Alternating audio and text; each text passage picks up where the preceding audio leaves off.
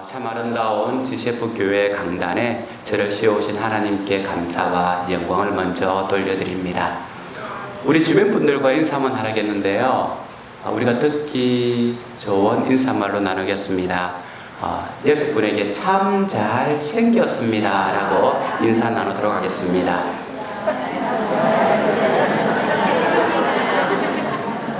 여러분들은 참 잘 생겼습니다. 잘생겼다라고 하는 의미에는 두 가지가 있는데요. 하나는 얼굴, 꼴이 잘생겼다. 그래서 아름다운, 외형적으로 아름다운 얼굴을 가진 사람을 잘생겼다라고 하는데요. 두 번째 의미가 훨씬 더 중요합니다. 생겼다라고 하는 것은 태어났다라고 하는 의미죠. 당신은 정말 잘 태어났습니다. 당신으로 인해 나는 행복하고 즐겁습니다. 내가 당신을 만나지 못했더라면 어떤 인생을 살았을까요? 라고 하는 고백인 거예요. 이 고백은 부부간에, 가족끼리, 또 자녀간에 나눌 수 있는 가장 아름다운 인사말이고요. 또 그리스도 안에서 한 형제, 한 자매 된 우리가 나누는 가장 아름다운 인사말이 잘생겼습니다. 당신이 없었으면 어쩔 뻔했습니까? 라고 하는 의미입니다. 다시 한 번 더 그 마음을 담아서 옆에 분에게 참 잘생겼습니다 라고 인사 나눠주시기 바랍니다.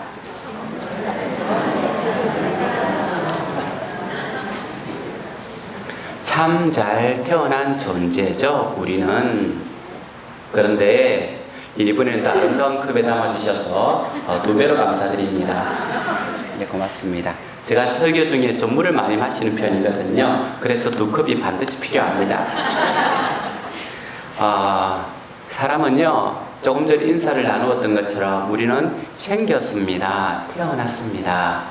부인할 수 없는 진리가 있죠. 생겼으니까 사라질 겁니다. 꽃이 생명이 있어서, 나무가 생명이 있어서 꽃을 피웠습니다. 부인할 수 없는 것은 이 꽃은 반드시 진다라고 하는 거죠. 생겨날 때가 있으면 사라질 때가 있고, 꽃이 필 때가 있으면 또 꽃이 지기도 하는 겁니다. 여러분들은 태어났으니까 반드시 가져와야 될 진리적 사실은 여러분들은 반드시 이 세상을 떠나 죽을 것이다 라고 하는 사실입니다. 여러분들은 얼마만큼 이 세상에 존재하기를 원합니까? 어떤 분들은 백수를 누리기를 원하고요. 또 어떤 분은 70, 80 적당히 살다가 이 세상을 떠나야지 라고 하는 분들도 있는데요. 막상 죽음 앞에 서면 누구든지 조금 더 요구하는 것이 우리 인생입니다. 여러분들은 얼마만큼 사시기를 원하십니까? 이 땅을 살아가는 우리가 기억해야 될 것이 있습니다. 이 땅에서의 삶은요, 본 공연을 위한 최종 연습에 불과하다라고 하는 겁니다. 오늘 성가대가 아름다운 찬양을 드렸습니다. 오늘 이 찬양을 드리기 위해서 일찍 오셔서 찬양하고 리허설을 했습니다. 바로 우리 인생은요, 본 공연을 위한 리허설과 같다라고 하는 거죠. 지금 여기서 보내고 있는 시간이 어떤 분은 100년을 살 수도 있고 80년을 살 수도 있겠지만, 우리 모두는 이 세상을 떠나게 되어서 그 이후에 영원한 삶을 살아갈 존재입니다. 이 지구에서 산다고 하는 것, 경상남도 거제시 지세포에서 산다고 하는 것은 우리가 영원한 삶을 살기 위한 중간 지점이며, 예비 학교에서 연습하며 살아가는 몸풀기 운동과 같습니다. 우리는 이 땅에 길어야 100년을 살아가지만 그 후에 영원이라고 하는 끝나지 않는 시간을 살아가야 될 존재입니다. 이 땅에서 살아가는 시간은요, 영원한 시간 가운데 끼어있는 시간입니다. 저 젊은 목사님이 왜 갑자기 교회를 사임했다고 하지? 라고 궁금해 하실 분이 있을 겁니다. 들어보니까 엉망으로 설교하지도 않을 것 같은데 왜 그러지? 라고 하는 궁금한 분이 있을지 모르겠는데요. 제가 2년 전에 아내를 먼저 천국에 보내고 저 혼자서 사역하기가 힘들다라고 하는 것을 판단하고는 교회의 양해를 구하고 사임을 했습니다. 우리 인생이 그렇더라고요. 100년을 함께 살고 함께 손잡고 지낼 것 같았는데 어느 날 갑자기 세상을 떠나고 홀로 남는 것이 우리 인생이에요. 저만 홀로 남을 게 아닙니다. 지금 부부가 살아가시면 언젠가는 어느 누군가는 혼자 남을 거예요. 그리고 우리도 쓸쓸히 이 세상을 떠나가겠죠. 하지만 우리가 기억해야 될 것은 이 세상은 여기에서 끝나겠지만 우리 인생은 영원한 삶을 살아가야 된다는 존재라는 겁니다. 그래서 오늘 읽어보았던 전도서 3장 11절 말씀 살펴보면 이렇습니다. 하나님이 모든 것을 지으시되 무엇을 따라? 때를 따라 아름답게 하셨고. 여러분 인생을 지으셨는데요, 때를 따라서 가장 아름답게 하셨다는 거예요. 그런데 그 때가 하나님의 때와 우리 때가 맞지 않아서 아플 때가 있어요. 힘들 때가 있어요. 공고한 날도 있습니다. 하지만 이런 쓰라림과 아픔 가운데 더 큰 열매를 맺듯이 하나님께서는 이때도 가장 아름다운 때로 만들고 계시다는 거죠. 그리고 또 우리는 이 어려운 시점, 힘든 시점을 지나갈 때에 기억해야 될 것은 사람들에게 무엇을 주셨다고요? 영원을 사모하는 마음을 주셨느니라. 누구에게? 사람들에게 영원한 마음을, 영원을 사모하는 마음을 주셨다는 거예요. 그런데 이 하나님이 하시는 이 일을 인생은 사람은 청량할 수가 없더라. 이게 진리입니다. 어제 제가 지세포 방파제를 한번 걸어봤어요.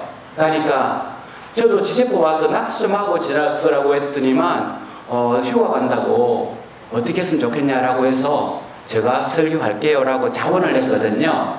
그래서 지나가는 어제 와가지고 방파제에 갔는데 낚시를 막 하더라고요. 그래서 저도 부러운 마음으로 쳐다보니까 조그마한 아이도 낚시를 했는데 요즘에 뭡니까 그 생선들이 메가리가 막 올라와서 잡고 있더라고요. 그 메가리 올라오면서 파닥파닥 하는데 얼마나 싱싱한지 몰라요. 그런데 아침에 제가 묵상하면서 걸으면서 어떤 생각이 들었냐면 저 메가리가 낚싯줄에 잡혀 올라오면서 야 이제 내가 죽을 건데 천국 갈까 지옥 갈까 고민하면서 올라오는 메가리가 있을까?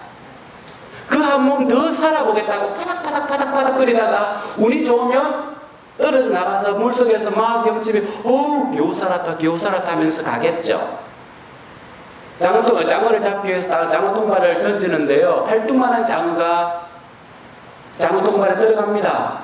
나갈 길을 찾다가 못하고는 한쪽에 쭈그리고 앉아가지고 야 이제 내가 장어 통발에 들어가서 죽게 되었는데 천국 갈 수 있을까 지옥 갈 수 있을까 고민하며 한쪽 구석에서 쭈그리고 앉아있는 장어는 없다는 거예요.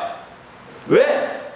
그들은 하나님께서 영혼을 사모하는 마음을 주지 않았기 때문에. 하지만 병상에 누워있는 환자에게 다가가서 인생의 다음 세계를 이야기한다면 고민합니다. 내가 천국 갈까 지옥 갈까라고 하는 인생을 고민한다는 거죠. 여기 앉아있는 여러분들은 적어도 메가리 인생은 아닙니다. 장어 인생, 고등 인생이 아니라는 거죠. 천국과 지옥을 알고 영혼을 알기 때문에 이 자리에 앉아있기 때문에 우리는 메가리와 같은 인생 살 수 없고요, 장어와 같은 인생 살 수가 없다는 겁니다. 왜냐하면 하나님께서 우리에게 영원을 사모하는 마음을 주셨기 때문에 그렇습니다. 하지만 조금 전에 말씀을 보았던 것처럼 우리 인생으로는, 우리의 생각과 능력으로는 하나님이 이 오묘한 섭리를 다 깨달을 수가 없는 거죠. 우리 모두는 어느 날 심장이 멈추는 날이 올 것입니다. 누가 먼저랄 것 없이 이 세상을 떠나는 날이 올 것입니다. 우리 육체는 이 지구상에서 시간과 이별하지만 그렇다고 해서 우리의 존재가 영원히 사라지는 것은 아닙니다. 제 아내가 1년 전에 세상을 떠났다고 했는데요. 제 아내에게는 시간이라고 하는 것은 이제 멈추어졌습니다. 더 이상 이 세상에서의 시간은 없지만 그렇다고 해서 존재가 사라진 것은 아닙니다. 성경은 우리에게 인간은 육체의 장막을 입고 있다라고 말씀하고 있습니다. 하나님 말씀을 같이 찾아보겠는데요. 고린도후서 5장 1절 말씀 찾아보도록 하겠습니다. 찾았으면 한 분이 큰 소리로 먼저 읽어주시기 바랍니다. 고린도후서 5장 1절과 2절 말씀입니다.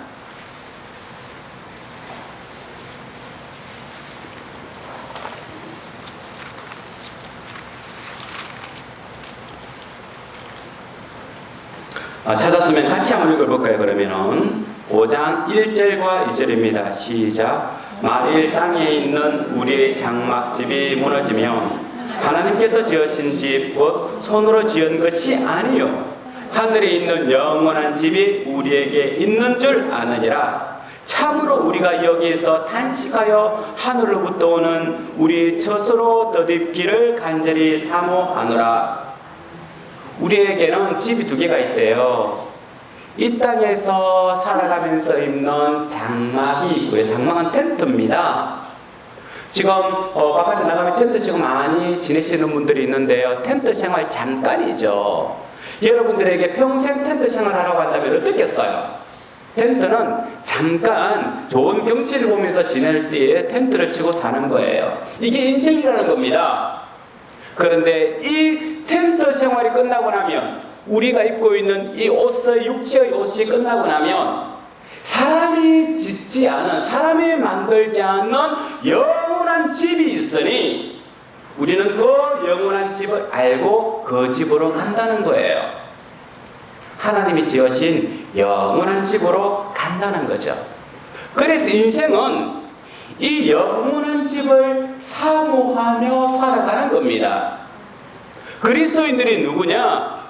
이 장막의 옷에 애착을 가지고 살아가는 것이 아니라 언젠가 벗어버린 이 텐트를 몇십만 원, 몇백만 원, 몇천만 원 주고 구입해서 살아가는 인생이 아니라 영원한 하나님께서 지으신 그 집을 사모하며 살아간다는 인생이라고 하는 겁니다. 그런데 우리 이 땅을 살아가면서 참 많은 선택지가 있습니다. 매월달에 내가 휴가를 가야 할지, 이번 휴가는 외국으로 가야 할지, 국내에 있어야 할지, 휴가 하나만 가지고도 돈을 얼마나 써야 될지, 아침에 무엇을 먹을까, 어느 대학에 가면 좋을까, 어떤 직장에 들어가면 좋을까, 어떤 병원에 가면 좋을까, 하루에도 수십 수백 개의 선택을 하며 이 땅에서 살아갑니다. 하지만 영원한 삶을 위해서 영생을 위한 선택은요 많은 것이 있지 않아요. 딱 하나의 선택이 필요합니다. 영원한 삶을 살기 위한 딱 하나의 선택. 당신이 천국으로 갈 것인가 지옥으로 갈 것인가. 영혼에 대한 선택은 이 하나밖에 없어요. 내가 천국에 들어가겠다 지옥에 가겠다라고 하는 이 하나의 선택이 유일한 선택이요 이 땅에서 할 수 있는 선택입니다. 여러분, 어떤 사람은 죽어봐야 알지 어떻게 이 땅에서 알 수가 있어. 죽어봐서 보면 늦었습니다.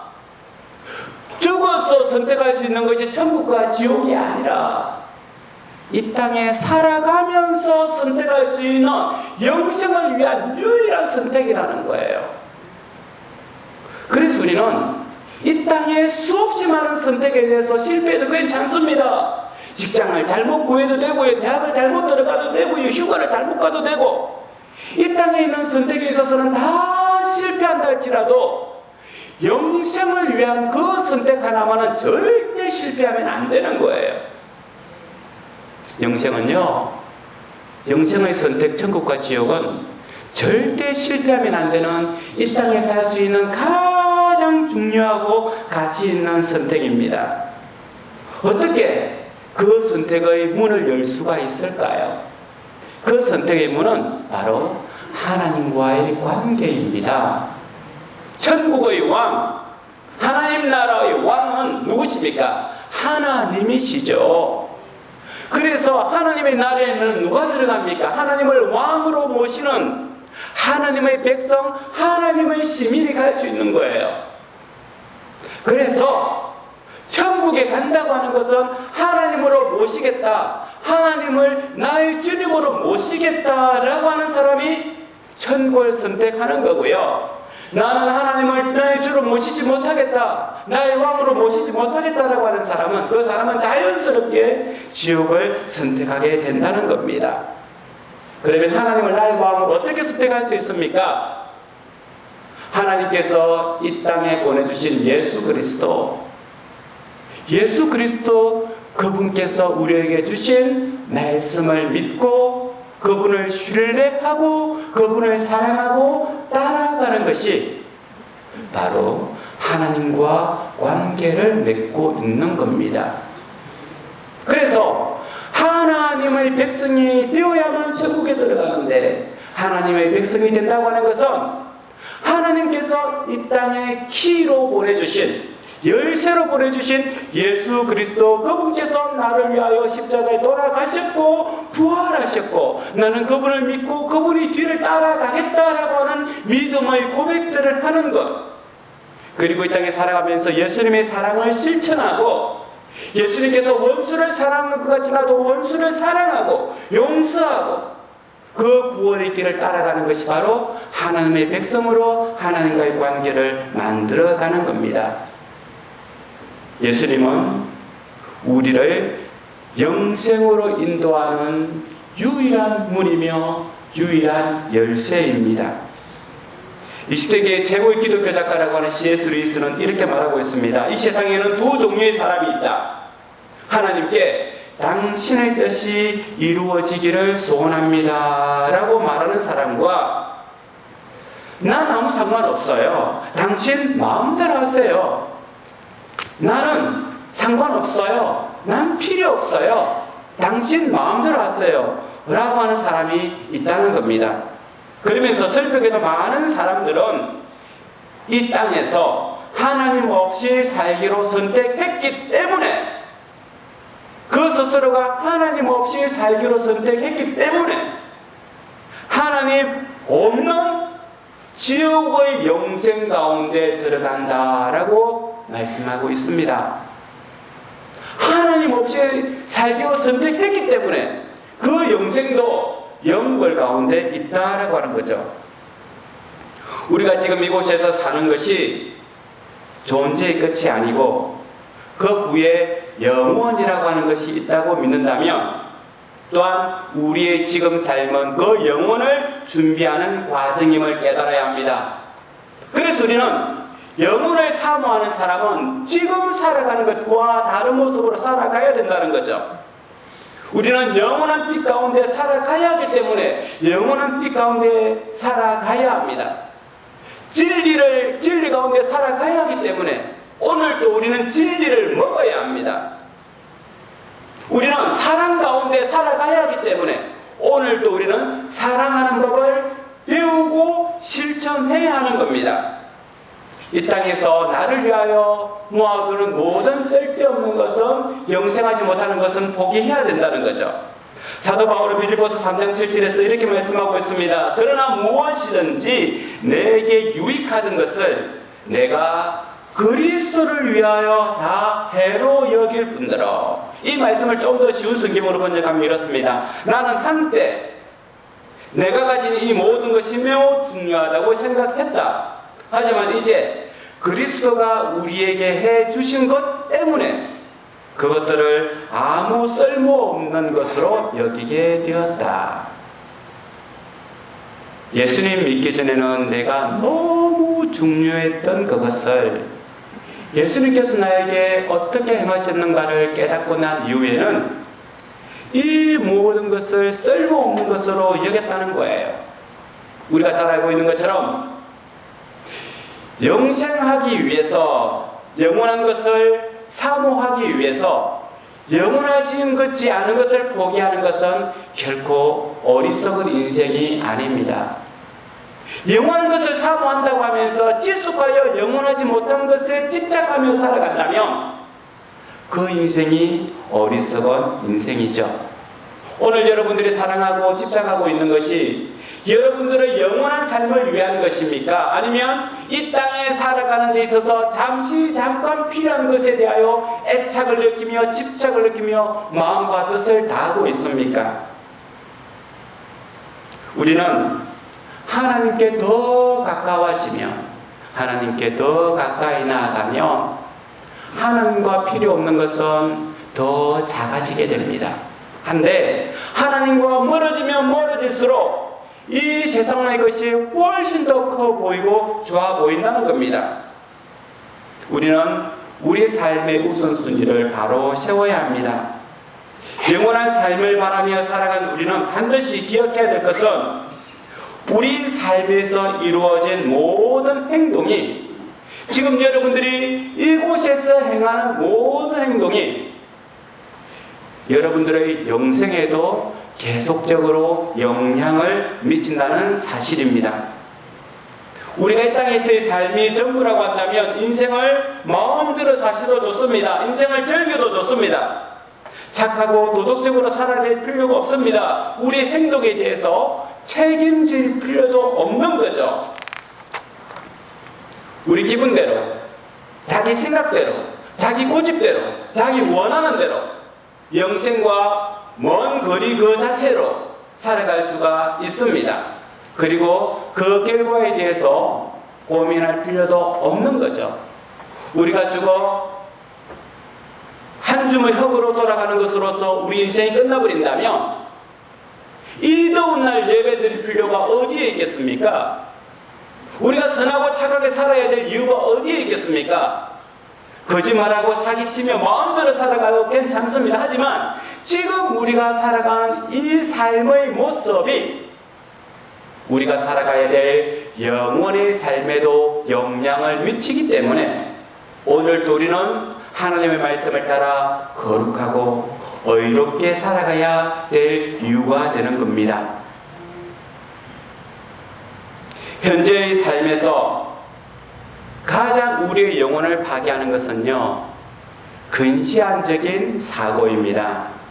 이 세상으로 끝날 것이다라고 하는 생각, 현재의 삶이 끝이다라고 하는 이 생각이 우리의 삶을 파괴시킵니다.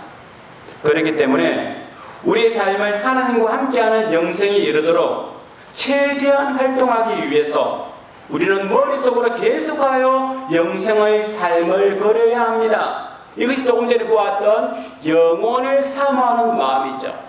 모든 일을 바라볼 때마다, 일을 할 때마다 영혼을 사모해야 된다는 거예요.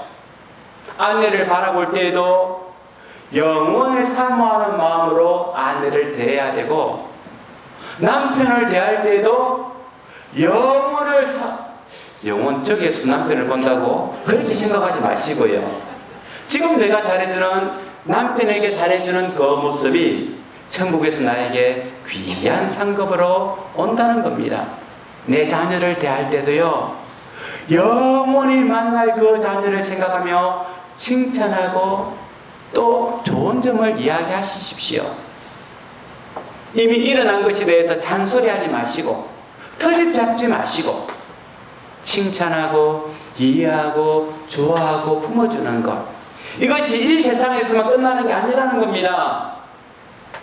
영원 세계에서 우리는 이것에 대한 상을 받을 것이며 이것에 대한 칭찬을 받을 것입니다. 남편이 나를 더 힘들게 하면 더 칭찬하고 더 품어주십시오. 이것이 천국 곳간에 상급을 쌓는 것입니다. 내 이웃이, 내 옆에 있는 사람이 나를 더 힘들게 한다면 그 사람을 더 용서해주고 더 품으십시오.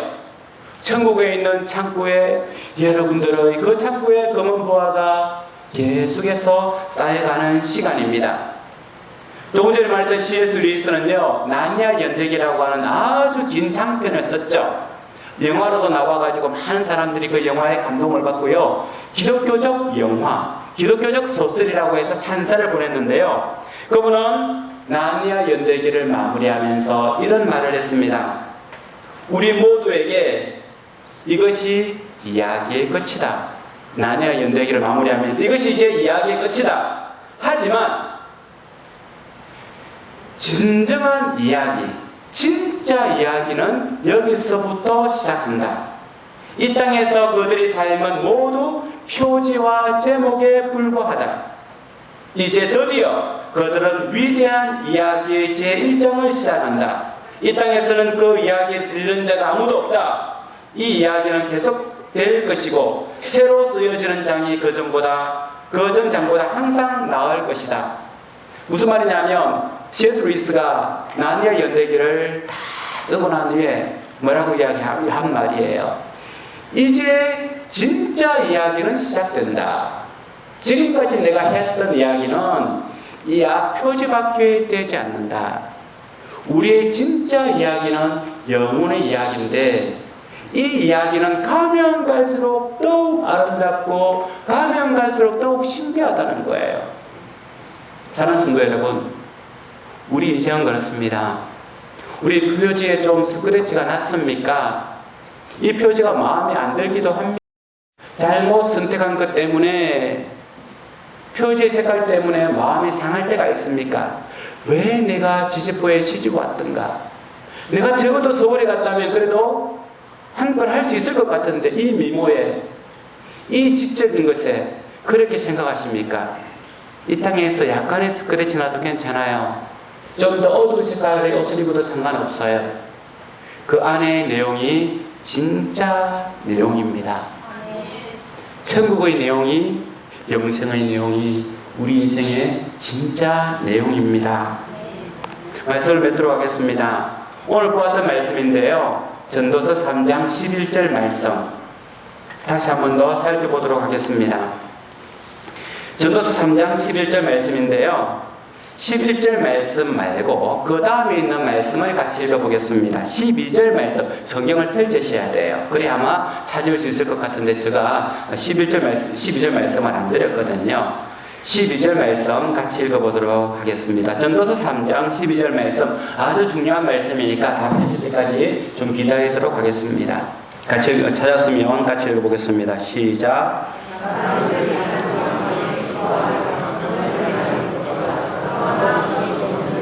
예, 읽으셨죠? 그러면 11절과 12절을 이어서 같이 읽어보면서 그 속에 있는 하나님의 뜻이 무엇인지를 찾아보도록 하겠습니다. 시작.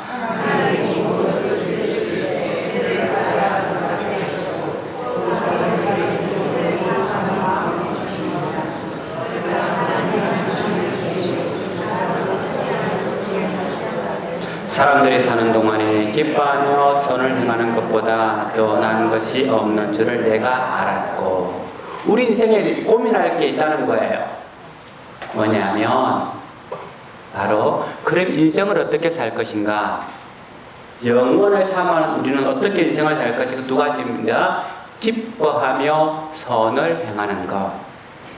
사람이 사는 동안에 해야 될 것이 기뻐하며 선을 행하는 것보다 더 중요한 것, 더 나은 것이 없는 줄 알았다.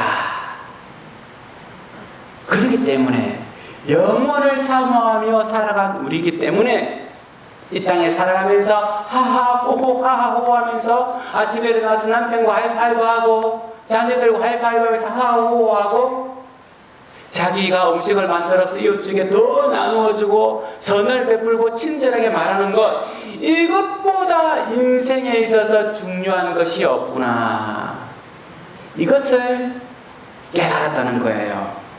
그래서 아시시 프란시스코라고 하는 분은, 우리가 잘 알고 있는 그 성자는요, 내가 인생을 어떻게 살아갈까 고민하다가 그가 가지고 있는 모든 재산을 팔아서 가난한 사람들에게 다 나누어주고 자기는 옷 한 벌만 입고는 걸어다니면서 복음을 전하면서 나중에 수원을 건립하게 됐는데요, 우리가 잘 알고 있는 그분이 이런 시를 썼죠.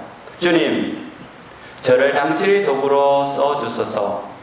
미움이 있는 곳에 사랑을, 다툼이 있는 곳에 용서를, 분절이 있는 곳에 일치를, 의욕이 있는 곳에 신앙을, 그릇됨이 있는 곳에 진리를, 절망이 있는 곳에 희망을, 어둠의 빛을, 슬픔 있는 곳에 기쁨을 가져오는 자 되게 하소서.